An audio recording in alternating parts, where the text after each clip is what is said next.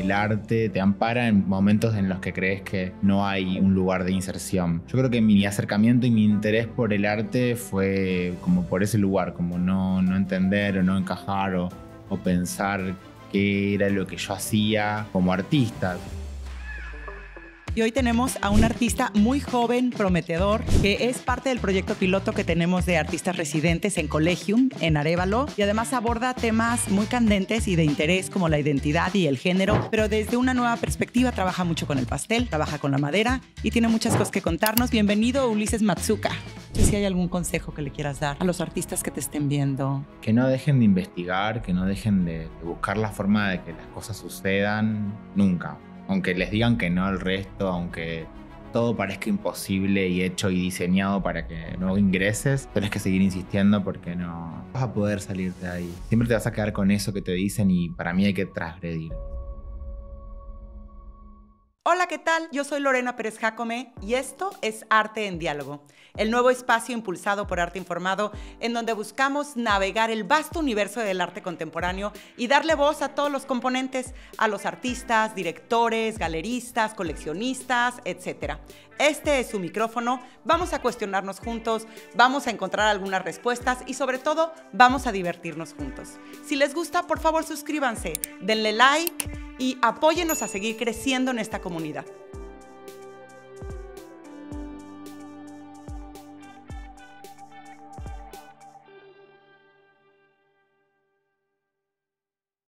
Hola, ¿qué tal? Bienvenidos a Arte en Diálogo. Y hoy tenemos a un artista muy joven, prometedor, que es parte del proyecto piloto que tenemos de artistas residentes en Collegium, en Arévalo. Y bueno, es un joven que vincula la pintura con la escritura y con la ficción y además aborda temas muy candentes y de interés como la identidad y el género, pero desde una nueva perspectiva. Trabaja mucho con el pastel, trabaja con la madera y tiene muchas cosas que contarnos. Bienvenido, Ulises Matsuka. Hola, ¿qué tal? Bueno, muchas gracias por la invitación. Muy jovencito eres. Ulises, para las personas que no hayan visto nada de tu trabajo, me gustaría que empezáramos desde el principio. Tú eres argentino, que ya se notó por tu acento. Casi rozando el 2000 naciste y estudiaste Bellas Artes en Rosario. Sí, pero primero, antes que esa formación más académica, estudié en la escuela Mantovani, que es una escuela de secundaria. Durante mi adolescencia tuve como mi formación más fuerte. Y después de eso me mudé de ciudad a Rosario, en donde comencé mis estudios universitarios en la Universidad de Rosario. Entonces, digamos que hay una parte que puedes estudiar, el ESO, como le llaman aquí en España, o la preparatoria en México, y desde ahí ya te empiezas a meter en las artes. Claro, son escuelas especializadas y yo decidí meterme en esta escuela de arte cuando era muy joven, y la verdad que la formación en esta escuela de bellas artes, tanto la tradición como lo contemporáneo, es muy rica. Y bueno, tuve una muy buena base que ya me despertó en muy corta edad empezar a producir arte contemporáneo. ¿Y de dónde viene la pasión por ti, por el arte? ¿Tienes tus padres, alguno dibujaba, pintaba o tienes alguna relación con el arte? No, mi padre es albañil y mi madre es manicura. Quizás por la manicura hay algo de colores y pintura, pero siempre fue algo más como una característica de no encajar. Como hay algo de que el arte te da un lugar de amparo ante no quiero decir la palabra inclusión, pero sí como que te ampara en momentos en los que crees que no hay un lugar de inserción. Yo creo que mi acercamiento y mi interés por el arte fue como por ese lugar, como no entender o no encajar o pensar qué era lo que yo hacía como artista, ¿viste? Como ya desde muy corta edad empecé a pensar en esas cosas, en esas problemáticas, en el arte, en el Renacimiento. Como que fue una época de muchas voces para mí y también de no una presión familiar, pero sí una presión mía ansiosa por pensar en qué voy a hacer de mi vida. Pero fíjate que tocaste un punto interesante que muchas personas que han venido aquí a charlar nos cuentan lo mismo y hay algo de no encajar, y yo creo que no nada más se trata del arte contemporáneo, de las artes visuales, en general también es la literatura. Hay un espacio que se crea cuando uno es artista, que es un espacio propio que al mismo tiempo como que te protege del mundo, te permite tener tu propio mundo.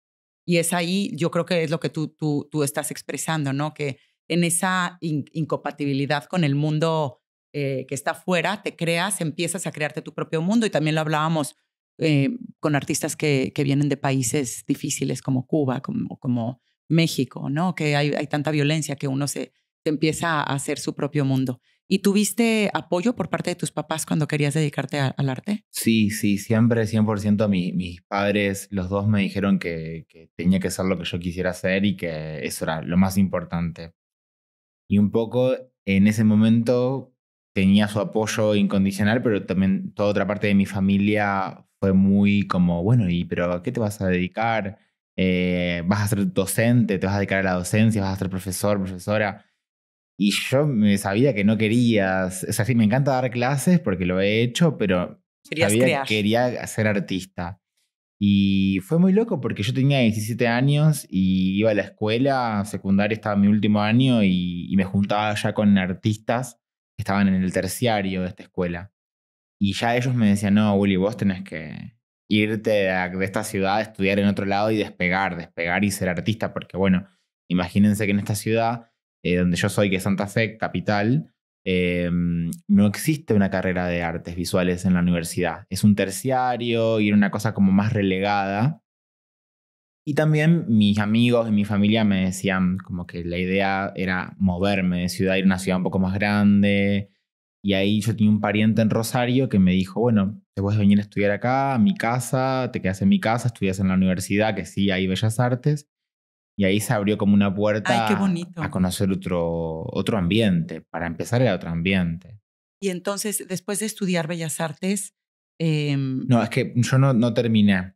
Yo ok. fui a la universidad en Rosario, hice un año y ese año yo me di cuenta que no... No te estaba que aportando no, sí, que ya había muchas cosas que yo ya había hecho, que yo ya había tomado clases en la escuela y que yo ya estaba con hambre de una clínica de arte contemporáneo, con artistas, que eso en Argentina es muy común, de que los artistas tomen clases con otros artistas, como hay algo más del oficio. Generalmente eso pasa cuando pasas por la universidad y ya estás en el final, en el que empezás a preguntarte esto que querés ser del artista, de que, bueno, o sea, la gente generalmente va a estudiar Bellas Artes con, bueno, me interesa el arte, vamos a ver qué hay acá. Y yo ya estaba con que mis referentes son estos, pienso esto del arte argentino, ya estaba viendo revistas de arte Entonces, va. muy autodidacta. Y ahora que dices, mis referentes son estos, ¿cuáles son tus referentes? Y mis referentes en ese momento, que son los que me acuerdo, era Ana Gallardo, Que la tuvimos aquí, que es maravillosa, claro. maravillosa, Carlos Herrera, Claudia del Río, muchos artistas argentinos pasaban por mi retina en ese momento, como referenciarme bien del arte contemporáneo, que era lo que un poco yo, una locurita que estaba justificada. Yo leía así como el arte contemporáneo era, bueno, ni una pintura mimética, ni una manzana en una valija, como que había algo de todo de esas posibilidades de cosas que me habían enseñado en la escuela, que me parecía, que me impulsaba a querer imaginarme obras que no encajen de alguna manera. Y bueno, yo ya estaba con un nivel de conocimiento muy alto en ese primer año en el que se notaba porque yo iba a todas las clases, hacía todos los trabajos y en ese momento el Fondo Nacional de las Artes, que es una organización en Argentina que nucleaba, bueno, artistas y daba becas y un montón de cosas, salió una beca para todas las provincias del país, que 2 artistas referentes de cada provincia iban a dar un taller de clínica gratis, una beca, tienes que aplicar. Yo tenía 18 años y acababa de llegar a Rosario con un montón de aspiraciones y de cosas. Y bueno, nada, me acuerdo que en la computadora de la universidad armé con mis obras, que eran unas muy pocas, y apliqué. Y esa beca, como era la provincia de Santa Fe, te daban clínica Claudia del Río y Carlos Herrera, que son como mega artistas. Yo los había dado en la secundaria.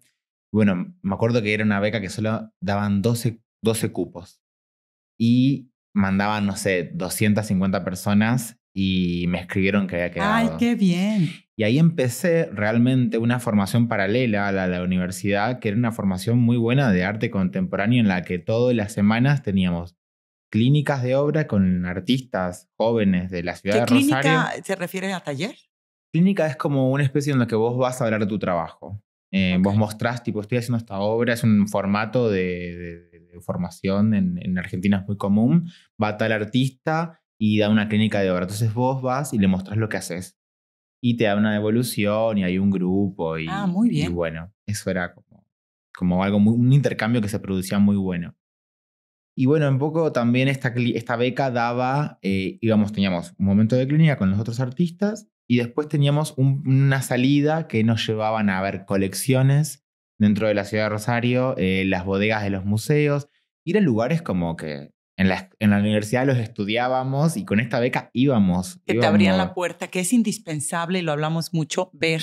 Como artista, como coleccionista, como amante del arte, hay que ver. Sí, no, imagínate yo que venía de Santa Fe, entrar a un departamento de un coleccionista. O sea, una persona que colecciona arte. Era la primera vez en mi vida que yo estaba entrando a ver una colección. La persona vivía en un departamento que no era tampoco tan chico, pero estaba del piso al techo lleno de obras. Lleno de obras y él contándonos por qué su conexión. Y yo dije, wow, acá hay algo. O sea, hay una persona que le dedica toda su casa a tener un montón de obras de arte contemporáneo.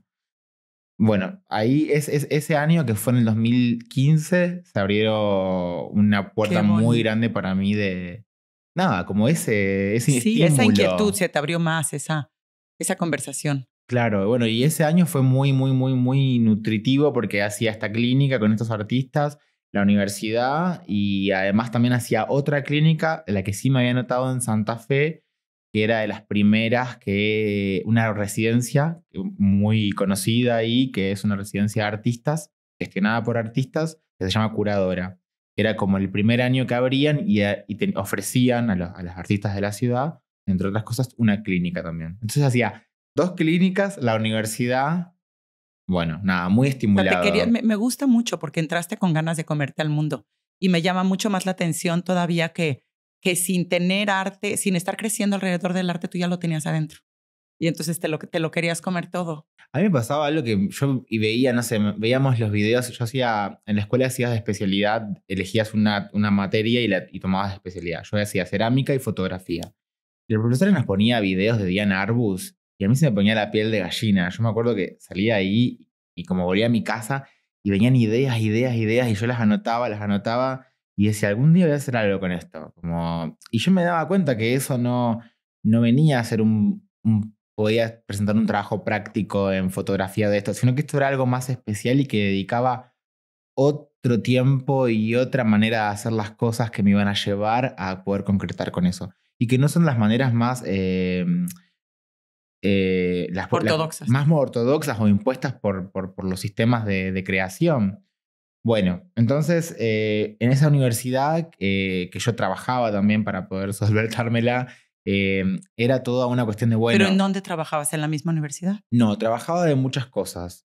Trabajaba para unos parientes que tenían una florería, trabajaba como asistente de cátedras en la fotocopiadora de la universidad. Tuve muchos trabajitos ese primer año, me acuerdo, para poder pagarte la universidad. Pagar mi vida también. La universidad, como es pública, no había que pagarla, pero sí, bueno, los apuntes, la comida. Mi tío, que era mi pariente que me alojaba en su casa, no me cobraba alquiler, pero nada. Para poder vivir, claro. Para poder vivir. Y ese primer año estuvo muy interesante porque aprendí mucho de todas estas cosas que hacía y de tanto vincularme con artistas y de ir a lugares. Fue como todo un mundo se me abrió así de...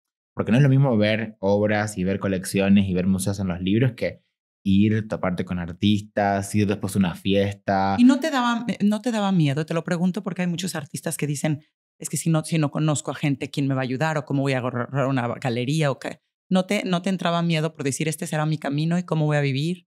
No. Qué bueno, bien hecho. No, miedo no. Me daba como, así te digo, adrenalina, me acuerdo. O sea, esto fue todo fue muy orgánico también en mi crecimiento, ¿viste? Como mi tío diciéndome venía a mi casa. Yo no conocía a nadie, pero bueno, igual me fui. Y todo fue muy como impulsado por una por un fuego que tenía en ese momento. Espero que vuelva, no, mentira. Que sigues con él. No, sigo con el fuego pero sí, fue como muy...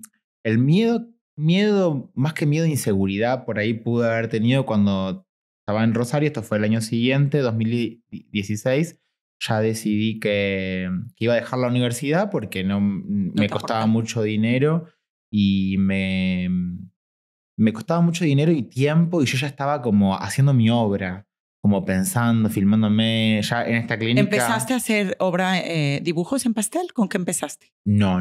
Primero empecé con fotografías, unas cosas performáticas, unas fotos, todo más ligado a la autobiografía, a lo familiar, a la exclusión también.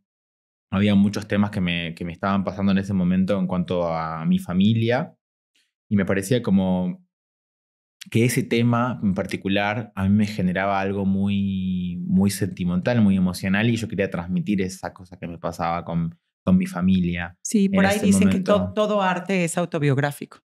Y no sé si sea cierto, pero es verdad que pues siempre tiene algo de ti, ¿no? Obviamente, sí. Y son tus problemas, la forma de ver la vida, etc. Y en ese momento fueron muy fuertes. Entonces yo empecé como a pensar el video, otras técnicas más contemporáneas, por así decirlo, en ese momento.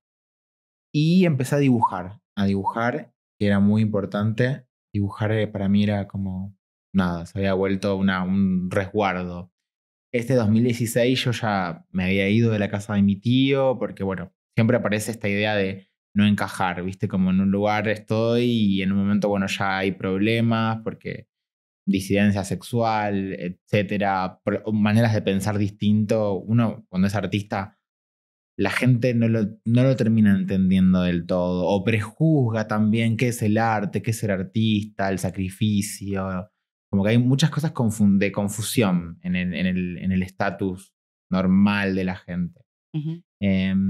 Y bueno, ya en el siguiente año yo ya vivía solo, ahí ya trabajaba de camarero y empecé a darme cuenta de eso, que no quería seguir yendo más a la universidad porque ya quería tener ese tiempo para mí, para crear.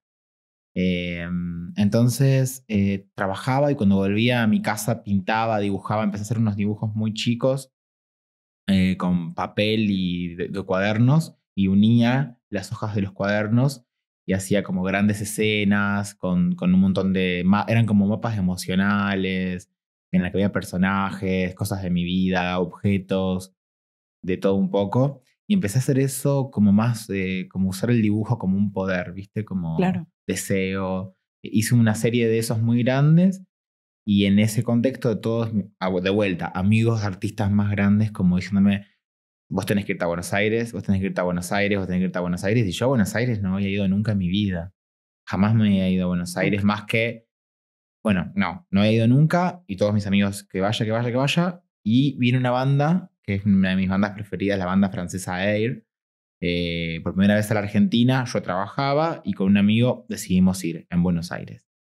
Y ese recital fue como conocer la ciudad de Buenos Aires de cero. Me acuerdo, por primera vez un metro. Y yo dije, yo quiero vivir acá. Yo quiero vivir acá. Y esto fue, entonces, en 3 meses.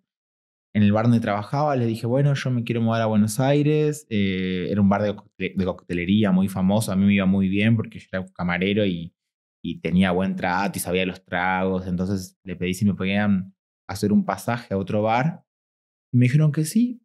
¡Qué bien! Y ahí sí tuve un poco de miedo porque era como irme de cero a una ciudad que no conocía a nadie, que no tenía maneras de entrar.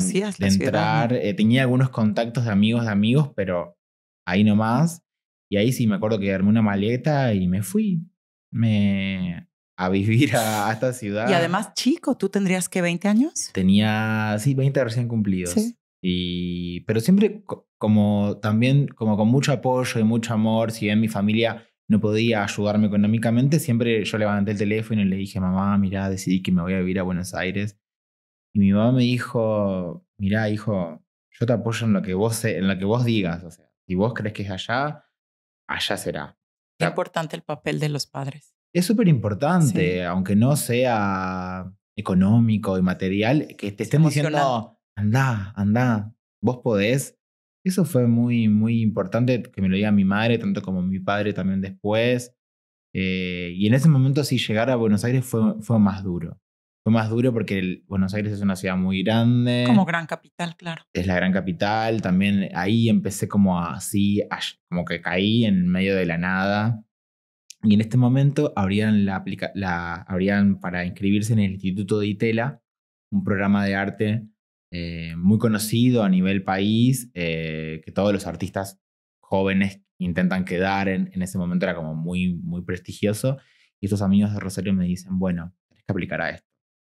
Y lo mismo, era como, otra vez de vuelta me encontraba como en el mismo lugar anterior, como que había llegado a una ciudad, no conocía a nadie y aparecía un programa y yo tenía un par de obras hechas y bueno, apliqué también así como todo muy a último momento, porque estas cosas que está bueno como charlarlas que tienen que ver con el sistema del arte, como en este caso el sistema de arte en Argentina, uno no te enseña cómo armar una carpeta, cómo hacer un PDF, cómo hablar de tu obra. O sea, eso es una cosa súper complicada. Tocas un tema muy importante porque creo que no en muchos lugares se enseña, en efecto. No. ¿Sí? Siempre son estas clínicas o estas experiencias o un amigo que te manda su PDF y vos ves cómo lo pone, entonces vos intentas hacer lo mismo. Pero yo creo que de aquí lo que estás diciendo, y ahorita continuamos, pero me parece para que todos los artistas tomen nota de lo importante que es aplicar.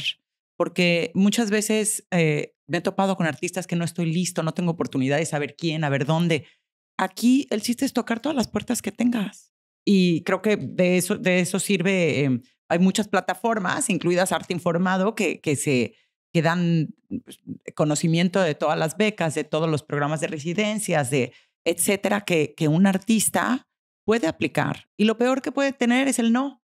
Pero muchas veces tiene, como tú, una carrera a algo cada vez más grande.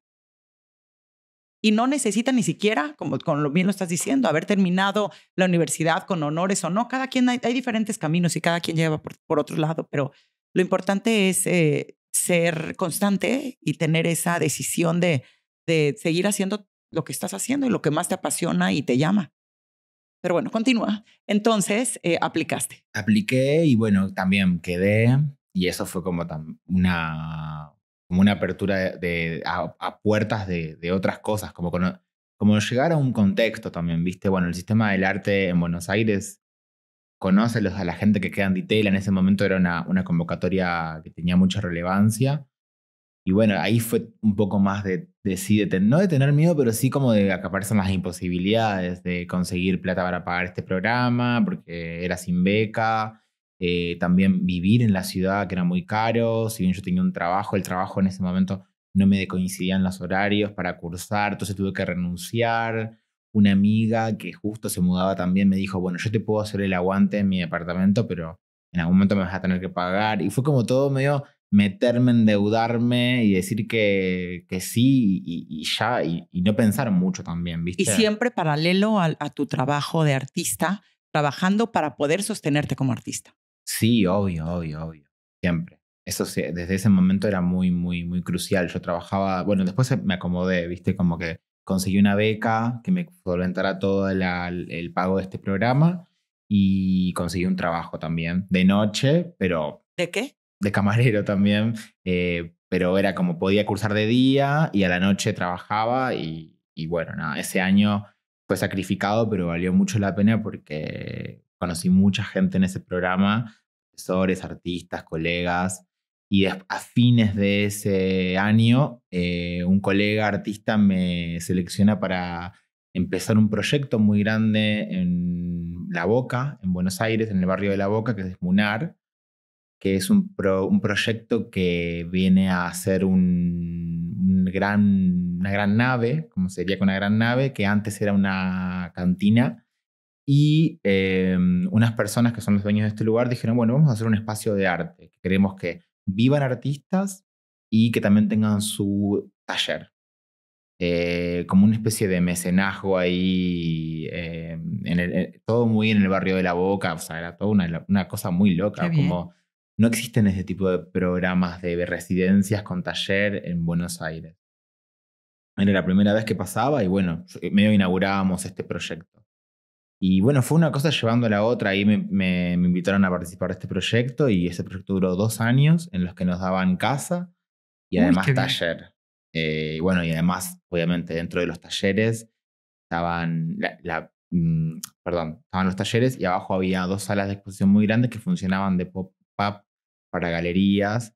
Entonces había como todo el tiempo un sistema de que abría la muestra, abrían los talleres arriba.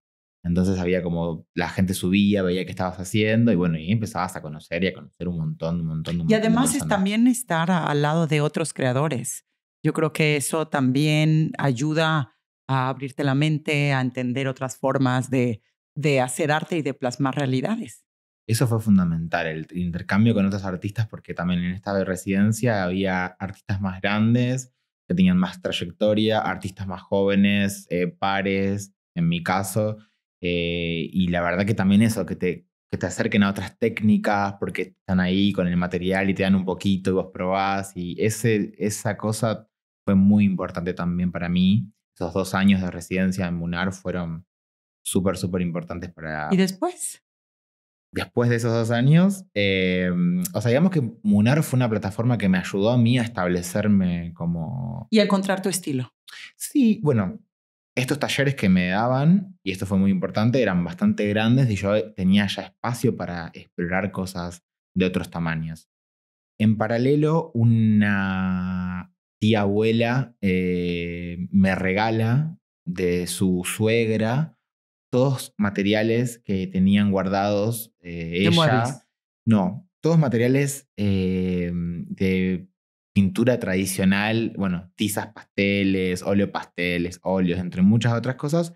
La tiza pastel aparece ahí como en mi vida en cajas y cajas y cajas de colores de estas personas que tenían una escuela de arte rural, de bellas artes, y tenían comprado desde los años 70 todos estos materiales de antemano, que quedaron guardados porque la escuela cerró no sé qué, y esta señora los tenía como recuerdo. Y mi tía abuela dijo, no, vamos a dárselos a Uli, que es artista. Y de repente yo recibí todos estos materiales que son como sagrados, que un poco empiezan a aparecer en mi obra, por una manera que me llegaron a mí. Y ahí, como tenía el espacio en Munar súper grande en el que podía hacer lo que quiera, no había ninguna regla ni nada, empecé a trabajar en gran formato. Pintura, lo que fue mobiliario, ahí apareció el mobiliario también, porque de repente estaba así en la calle, veía una repisa increíble, porque en Buenos Aires dejan mucha muebles y basuras por la calle también. Y empezabas a Y empecé, me intervenirla. lo llevaba acá en el taller y en el taller empezaba, bueno, a tallar, a hacer. Era muy importante el hacer. Como que había un lugar para hacer. Esa fue la primera vez que apareció el lugar y tener un lugar ayuda mucho a trabajar, o sea, tener un lugar en el que puedes, bueno, llevar cosas. El espacio es un determinante cuando trabajas, o sea, sobre todo cuando estás empezando y estás empezando a encontrar tu estilo. Y en todo este proceso ahí, por ejemplo, te esforzabas en tratar de vender tu obra o colocarla en galerías o mandabas o... Eso fue algo muy, muy loco y muy orgánico en mi caso porque en estos openings apareció un día una galerista y le gustó muchísimo mi trabajo y de repente, Mucha estrella has tenido y mucho talento, por supuesto, pero qué bien que las cosas se hayan dado de sí, una forma así de orgánica. como que no lo tenía que buscar, venían a mí, digamos. De alguna otra manera aparecía un coleccionista, le gustaba lo que yo hacía, sabía que yo era joven, que estaba ahí, me compraban una obra y así lentamente empecé a Y entonces entrar. apareció el galerista y te llamó a la Sí, galería. primero empezó esta galería, que era una galería de Chile, no era una galería argentina. Yo primero trabajé con una galería chilena y esta galerista me invitó a la Feria de Arte de Chile y me invitó con pasajes y toda la cuestión. Y yo era la primera vez que me subí a un avión, no lo podía creer. Pero como te digo, todo fue porque estaba en esta residencia Ujú. y bueno, viajé y ahí empecé como a establecerme más como... Empecé a profesionalizarme. Esta galería me pedía, bueno, de esta obra, tienes que mandarme estos datos en este término, tenemos tal feria este mes, necesitamos las obras, ok, y yo como, bueno, pero ¿cómo llevo las obras? Bueno, venís a Chile y nos das las obras, acá tenés los pasajes. Y apareció una profesionalización muy de golpe, yo tenía 21 años, Chiquitito. como bueno, nada, de repente eso, como la foto de la obra en alta, la foto de la obra en baja, mi statement, las cosas en inglés, el CV bien hecho, todo como tenía que reforzarlo.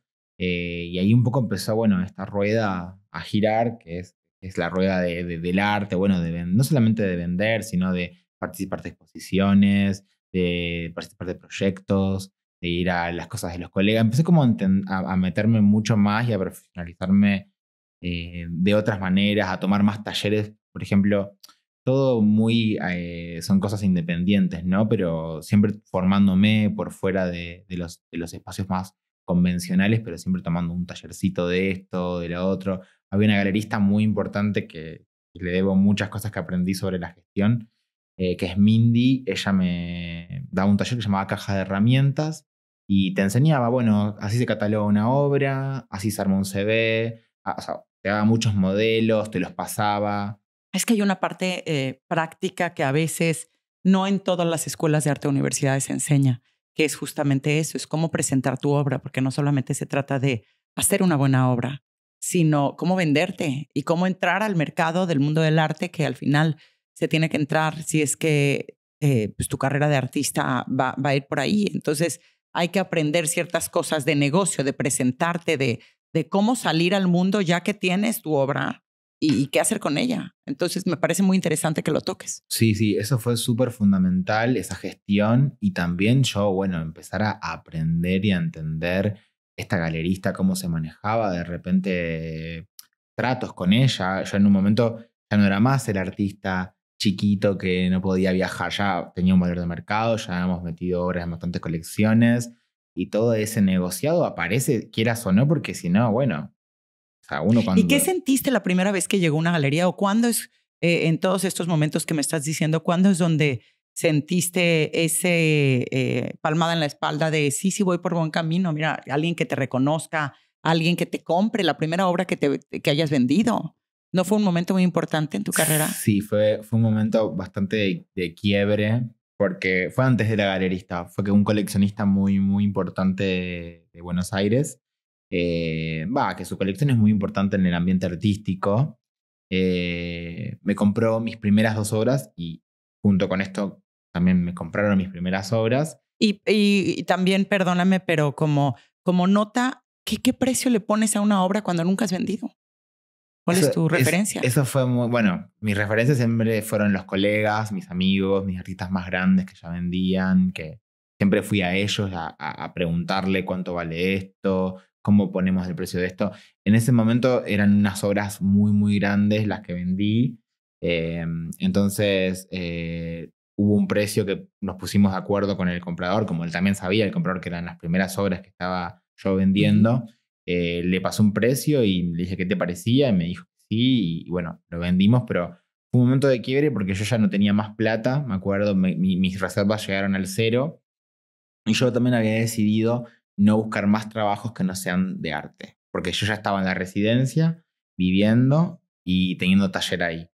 Entonces el trabajo un poco me empezaba como a quitar tiempo de trabajo en el taller, y yo ya sabía que había un montón de otras cosas, además de ser artista, que podía hacer, como, no sé, asistente de otros artistas, ir, venir. Entonces había como algo de ese ida y vuelta que yo sabía que podía encontrar alguna otra cosa para hacer, que no iba a ser exclusivamente, bueno, vender mi obra, que era el mejor de los casos.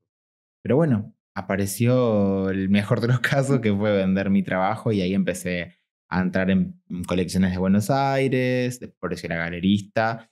Y bueno, cuando me tomé el avión, yo creo que fue también un momento de, bueno, esto es en Es real. serio, esto es real. Estoy llevando mis obras en el portaequipaje, cruzando la cordillera de los Andes, y todo esto es por mi arte también, ¿viste? Como que ahí hay algo de que, bueno, mi primer avión no son unas vacaciones con mi familia, son ir a una exposición. Qué bonito. Sí, es cuando dices, pues sí es en serio y otra gente ve lo que yo veo. Me parece bien importante y todo si vienes de un lugar pequeño que de repente se te abra hacia el mundo. Y entonces de ahí te cambias, después tienes otra galería en Argentina. Sí, después tuve otra galería. Después de eso viene la pandemia, Ujú. que es como en un capítulo también para todas las personas, me imagino, bastante como marcado. yo empiezo a tener como un poco más de problemas de comunicación con esta galería. Un poco en Argentina todo se cierra y empieza como, bueno, empezamos a vivir esta época medio extraña del arte también, porque, bueno, todo lo que pasó de las exposiciones, de las instituciones públicas, muchos amigos con proyectos grandes que se les habían caído. Y bueno, y en el medio de todo este caos y líos, el Museo de Arte de Buenos Aires deciden como hacerme una visita de taller, empiezan como a darme mucha importancia. Ahí fue en ese momento en el que empiezan como a reabrir las cosas, en las que recién empezaban como a dar los permisos con aforo, con barbijo, y en ese contexto me invitan a hacer una muestra individual. Que es maravilloso, que se llama Gimnasia Espiritual. Sí, Gimnasia Espiritual. Espiritual. Qué nombre tan lindo, Gimnasia Espiritual. ¿Por qué? ¿Tú pusiste el nombre? Sí, lo pusimos con la curadora, que fue una cuestión, las obras tenían mucho que ver con una gimnasia, tanto en representatividad, porque eran personajes que estaban como bailando, danzando, haciendo una gimnasia, pero que todas eran como cosas muy absurdas, porque eran gimnasias y estiramientos en lugares cerrados, en cosas que no tenían mucho sentido, o por ejemplo, hay una serie dentro de esa muestra. La mayoría de las obras en esa muestra son en pastel. No, hay mitad y mitad, hay en blanco y negro. Blanco y negro, es verdad. Y color. Entonces como que, pero todas hablaban de lo mismo.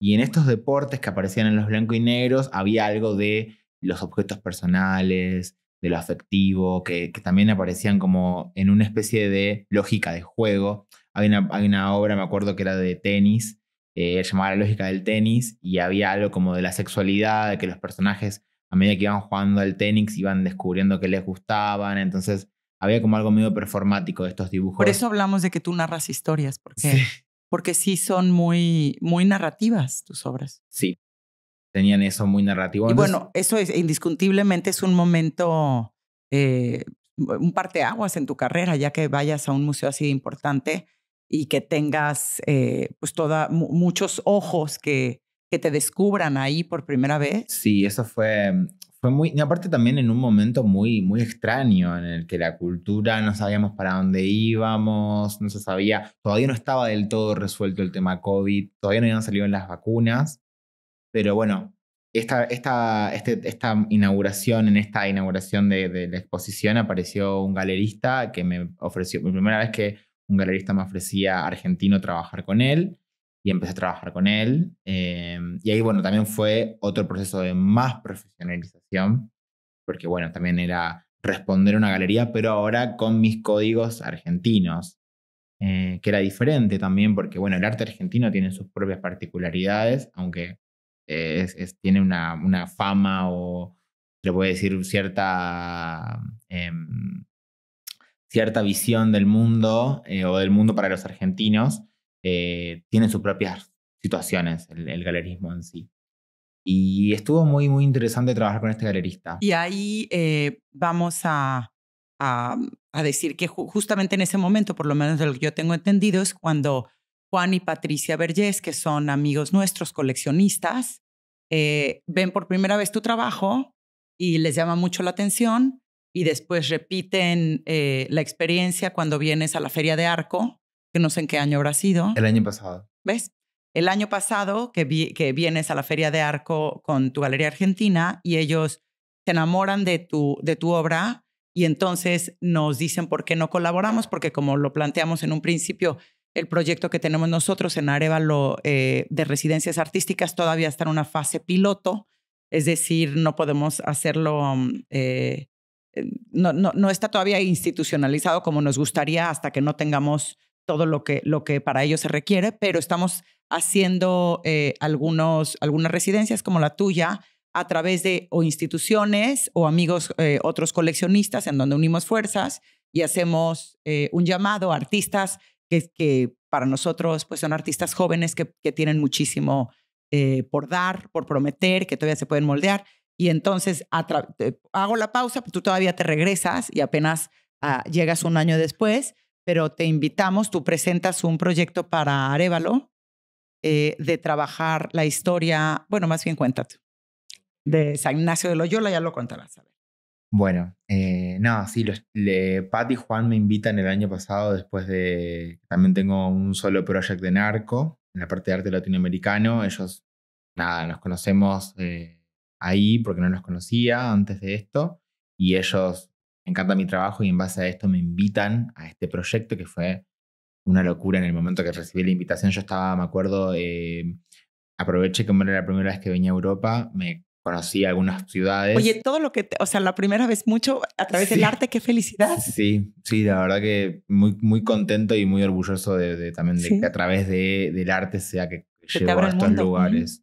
Y cuando estaba en Roma, me estaba yendo a Berlín y me llega un mensaje de Pat como, ¿cómo te ves viviendo y trabajando 2 meses en una iglesia del siglo XII en un pueblo de Castilla? Y yo, wow, sí, vamos con todo. Y bueno, nada, después de eso lo conocí al Dones y un poco más o menos me introdujeron en la residencia de qué iba, de qué tenía que ver con el mundo jesuítico y qué sé yo. Y bueno, me volví a Argentina y todo este tiempo, bueno, estuve pensando para desarrollar ciertas investigaciones. Lo que primero me llamó la atención es que, bueno, Loyola, que es San Ignacio de Loyola, que es una persona que... El fundador de la escuela jesuita. El fundador de la orden jesuítica. Y había vivido en Arévalo en su muy corta edad y bueno, había como un vacío biográfico que se podía como trabajar a partir de eso. Son algunos de los temas que me sugirieron también como para investigar. Y yo también quise anclarlo y unirlo con 2 figuras muy importantes para mí de los jesuitas en América Latina, que tienen que ver una con Florian Pauke, que es un artista, un pastor jesuita, no, un pastor no, un monje jesuita que va a Latinoamérica a trabajar, a evangelizar Paracuaria, que es la parte de Paraguay, el norte de Argentina, del Chaco. Va a una orden ahí y se queda 10 años trabajando, poniendo todo... trabajando en esa orden. Se queda y se inunda ahí y empieza a pintar y a dibujar todo lo que veía en ese momento. Son unos dibujos espectaculares, muy hermosos. Y cuando pasa toda la Inquisición en España, que echan a los jesuitas, lo devuelven a Europa en barco y destruyen toda su documentación. Él, cuando vuelve, era de un pueblo de Alemania, por ahí, recrea todo esto a través de sus recuerdos, toda esta narrativa que ya había hecho, que se llama Florian Pau, que es muy, muy interesante. Y fue mi primer contacto con los jesuitas, porque es muy cerca, donde tenía la orden, es muy cerca de Santa Fe, de la ciudad donde yo soy, y de muy chico nos mostraban este autor que había creado estas imágenes. Y por otro lado también está la figura de San La Muerte, que era un jesuita muy importante en todo lo que es Latinoamérica y Sudamérica más que nada, que es un personaje jesuita también, que se separa de la orden para ayudar a la gente con lepra. Y bueno, en ese momento hay muchas historias, esta es una. Las autoridades empiezan a decirle, bueno, no te juntes, no hagas más esto, tenés que seguir tu orden. Él se rebela y como castigo lo emparedan entre 2 paredes y lo dejan morir de hambre, que eran como cosas que sucedían mucho en ese momento.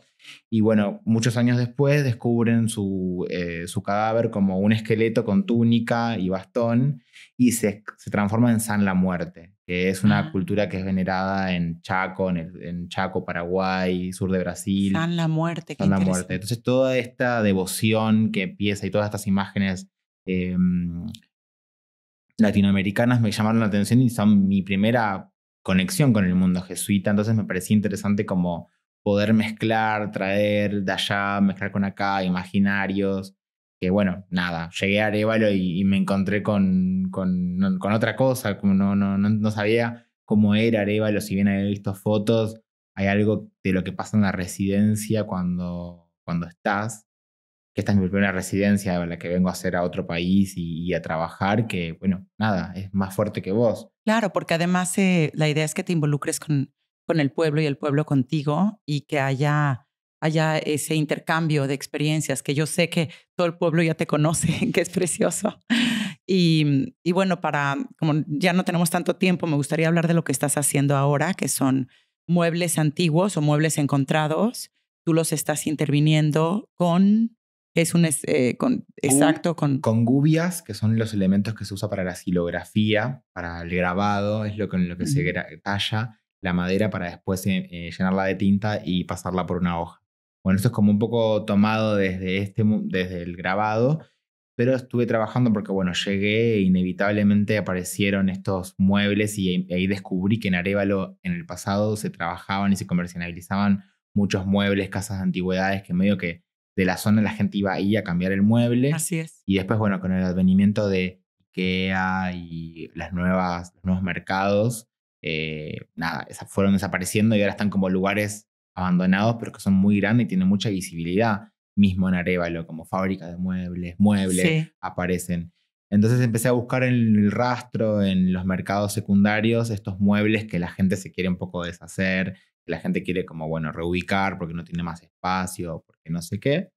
Y estoy trabajando sobre estos muebles, los desarmo, los limpio, trato de cambiarle la funcionalidad, de tallo en ellos, empiezo a tallar como, bueno, un poco historias que voy armando. En este caso hice una primera que está inspirada en la historia de San Ignacio, en su pasaje por Arévalo, en su interés por las luchas, digamos, en las cruzadas medievales y batallas militares.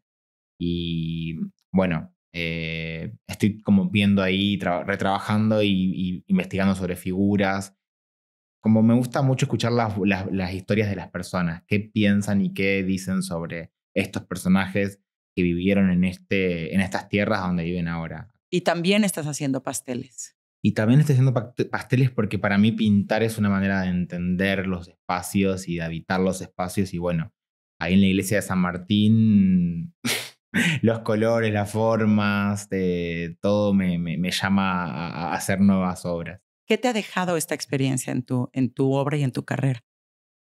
Me está dejando mucho un fuerte encuentro con mi interior, porque bueno, al ser una residencia individual, al ser una residencia en una iglesia, en una ciudad que es de muy pocos habitantes, hay algo de estar con uno mismo, en la que pasas mucho tiempo con vos mismo, con tu voz, con la cabeza, volver al departamento, la caminata del departamento a la iglesia, ver toda esa vista que tiene. Hay algo de que se va encendiendo en tu propia cabeza como algo del relato. También yo en paralelo sigo investigando sobre Francisco, sobre San Ignacio de Loyola, los ejercicios espirituales que son muy interesantes, en los que hay ayuno, en los que hay horas de silencio. También estoy como empezando un poco a paralelizar estas experiencias muy de otra manera, porque bueno, los jesuitas en sí eran muy severos con sus dietas y con todas estas situaciones. Y en Arévalo no se puede con los cochinillos que hay. No, ni con los bares, ni con... Que también es muy importante para la gente de ahí, es una manera de relacionarse. Ir a los bares, tomarse una cañita, tomarse una coquita, estar ahí charlando a las 7 de la tarde, 8, es como algo que tenés que hacer para conocer a la gente de ahí también. Cuando alguien te pregunta qué haces, ¿cómo defines tu obra? Que me preguntan rápido, así que... Sí, o sea, a bote pronto, ¿cómo defines tu obra?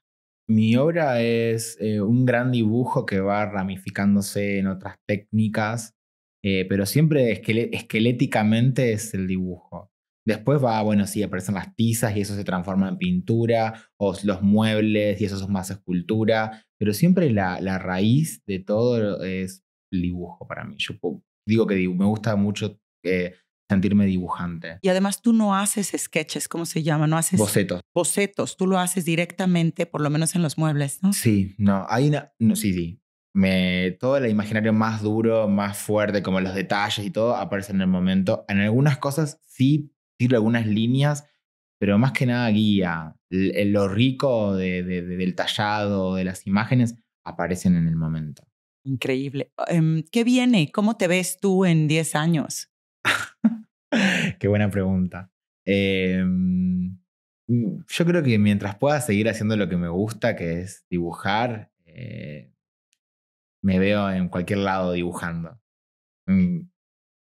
Pues muy bien. ¿Te ves haciendo lo que más te gusta hacer? Me veo haciendo lo que más me gusta hacer. Ulises, podría platicar muchísimo contigo porque además tienes el don de la palabra y se platica muy fácil, pero se nos acaba el tiempo. No sé si hay algún consejo que le quieras dar a los artistas que te estén viendo, que también tienen ganas de empezar, pero que tal vez vienen de un lugar muy pequeño como el tuyo. ¿Qué les podrías decir? Que no dejen de investigar, que no dejen de buscar la forma de que las cosas sucedan nunca. Aunque les digan que no al resto, aunque todo parezca imposible y hecho y diseñado para que no ingreses, tenés que seguir insistiendo porque no... Que si el miedo toca la puerta, no le abran. No, porque si no, nunca vas a poder salirte de ahí. Siempre te vas a quedar con eso que te dicen y para mí hay que transgredir. Siempre hay que transgredir eso que te imposibilita. Te felicito porque eres muy valiente y eres muy determinado en lo que haces y se nota que no solo por tu talento, sino por tu visión vas a llegar muy lejos.